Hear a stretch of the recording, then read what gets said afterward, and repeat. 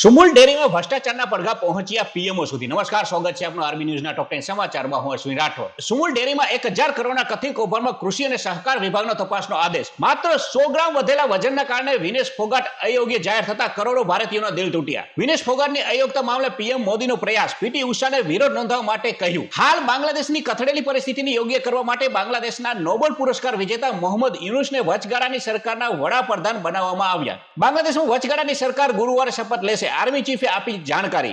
બાંગ્લાદેશની ચારે તરફ ભારતીય આર્મીનો કડક પહેરો. જમીન સમુદ્રથી લઈને છેક ઉપર સુધી બનાવી મજબૂત પકડ. નીટ પેપર લીક મામલે સીબીઆઈ દ્વારા ઓડિશામાંથી માસ્ટર માઇન્ડ સુશાંતની કરી ધરપકડ. મુંબઈના ભીવડીથી ગુજરાત એટીએસે 800 કરોડનું ઝડપ્યું ડ્રગ્સ. ટ્રમ્પ પર ગોળીબાર કેસમાં એક પાકિસ્તાનીની ધરપકડ.